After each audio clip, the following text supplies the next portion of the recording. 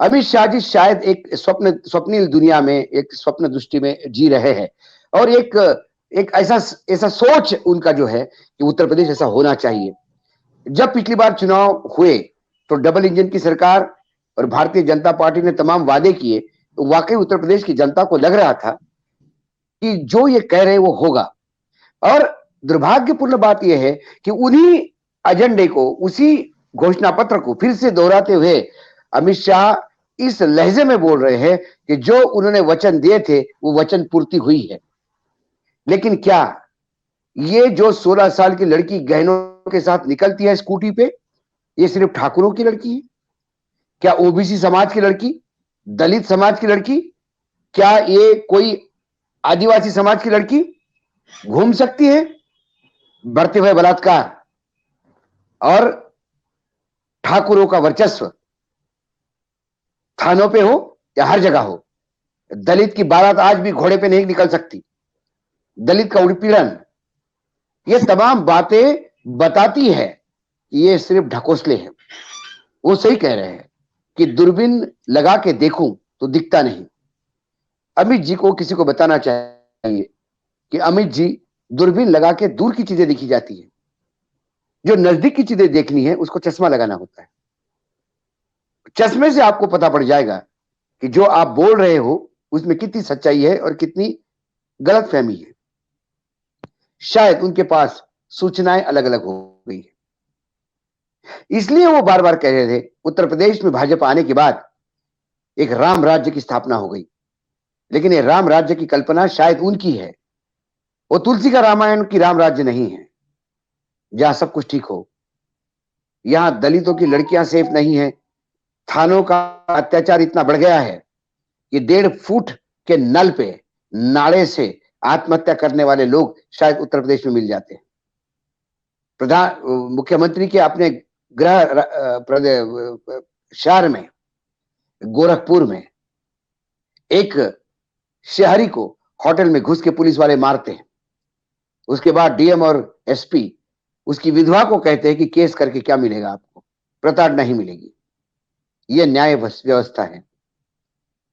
ये तमाम बातें, उत्पीड़न बढ़ने की बातें, लोगों को पूरे कोविड के सेकेंड लहर में क्या उनका हश्र हुआ, ये उत्तर प्रदेश के लोग जानते हैं। इसलिए आज हम तो चादर पे डिस्कस कर रहे हैं, लेकिन वो हंस रहे होंगे गृह मंत्री के उस वक्तव्य पे, क्योंकि गृह मंत्री ने ही कहा था 15 लाख रुपए का जो हमने बोला था वो चुनावी जुमला है। तो ये भाषण के जुमले हैं जिसमें ये जोरों शोरों से कहा जाता है कि 16 साल की लड़की स्कूटी पे बैठ के गहनों के साथ निकले रात को तो वो सुरक्षित रहती है। कभी 16 साल की लड़की को गहनों के साथ रास्ते पे निकाल के भी देखिए स्कूटी पे। पहला सवाल तो ये है, जैसे रास्ते हैं, जो रोड्स की कंडीशन है, उसमें स्कूटी चलेगी कि नहीं चलेगी। लॉ एंड ऑर्डर की सिचुएशन ये है, गुंडे तो छोड़िए, क्या उत्तर प्रदेश की पुलिस उस लड़की के गहनों को छोड़ेगी या नहीं छोड़ेगी? उसके बाद उस लड़की की जात क्या है, उस जात के हिसाब से उस लड़की के ऊपर व्यवहार होगा, इसके बारे में कौन कहेगा? दूरबीन लगा के देखने की जरूरत नहीं है। यदि उत्तर प्रदेश की भर्ती पे यदि गृह मंत्री बोल रहे हैं तो उन्हें चश्मा लगाने की जरूरत है। दूरबीन उत्तर प्रदेश में रह के उत्तराखंड, पंजाब, दिल्ली की तरफ देखिए जी। उत्तर प्रदेश में रह के दूरबीन देखने की जरूरत नहीं, चश्मा लगाने की जरूरत है। जिन बाहुबलियों का वो बात कर रहे हैं, वो बाहुबली आंखों के सामने नहीं, उनके पीठ पे पीछे खड़े हैं। जो बाहुबली थे वो गायब हो गए, बिल्कुल गायब होंगे, क्योंकि जब बाहुबली केंद्र में मंत्री बनते हैं और उनके मंत्रालय में मंत्री बनते हैं तो फिर उनको दिखेंगे कहां? दिए तले अंधेरा होता है, ये हमेशा एक कहावत है। तो उसी दिए तले अंधेरा है। उन्हें आजू बाजू की बात दिखती है, अपने पीछे खड़े हुए राज्य मंत्री नहीं दिखाई देते, जिनके बेटे आज जेल में हैं, किसानों के रोंदने वाले और उनको धमका के बोलने वाले कि आप मेरा अतीत नहीं जानते, मैं सांसद या मंत्री हूं, इस मत जाइए, मैं आपको रास्ते पे घूमने नहीं दूंगा, और वो करके दिखाते हैं। वो लोग इनको नहीं दिखते। बलात्कार करते हुए भाजपा के कार्यकर्ता इनको नहीं दिखते। भ्रष्टाचार में लिप्त भाजपा के मंत्री इनको नहीं दिखते, क्योंकि इन्होंने चश्मा नहीं, दूरबीन देखी। और दूरबीन से ये तमिलनाडु देखते हैं, महाराष्ट्र देखते हैं, पंजाब देखते हैं, लेकिन इनको दूरबीन से उत्तराखंड का वो पूर्वांचल नहीं दिखता जहां लोग त्राही त्राही कर रहे हैं। इनको महंगाई नहीं दिखती, इनको पेट्रोलियम के प्राइसेस की वजह से लोगों का जो जीवन अस्त व्यस्त हो गया वो नहीं दिखता। उन्हें इस बात की शर्म नहीं आती कि 21वीं सदी में भी ये देश इस तरक्की पे पहुंचा है कि एक तरफ तो हम मंगलयान की बात करते हैं और दूसरी तरफ 80 करोड़ लोगों को 5 किलो अनाज की भीख देनी पड़ती है। किसानों को सम्मान राशि के नाम पे 6,000 रुपए साल को देके आप एक मजाक उड़ाते हो।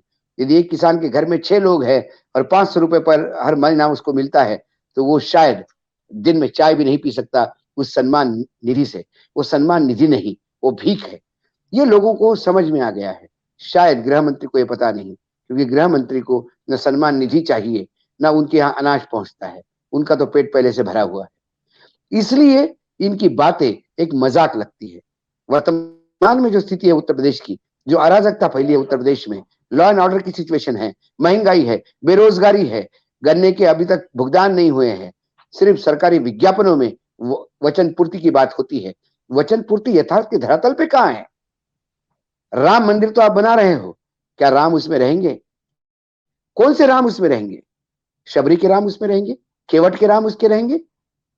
न्याय करने वाले राम उसको रहेंगे? कि रावण की हत्या होने के बाद भी लक्ष्मण को आदेश देने वाले कि एक बहुत अच्छे ज्ञाता इस पृथ्वी से विदा ले रहे हैं, उनके चरणों के पास रह के ज्ञान ले लो, ये राम उनके पास रहेंगे। ये राम तो उनके है नहीं, क्योंकि वो राम सतयुग में थे, ये कलयुग के लोग हैं। इनके लिए रावण ही पूजनीय है।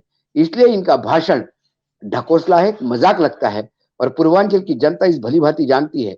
यही कारण है कि विपक्ष के लोग जब जब जाते हैं पूर्वांचल में, बिना बुलाए लोग आते हैं और इनके यहाँ गाड़ियां लगा के लोग खींचने पड़ते हैं।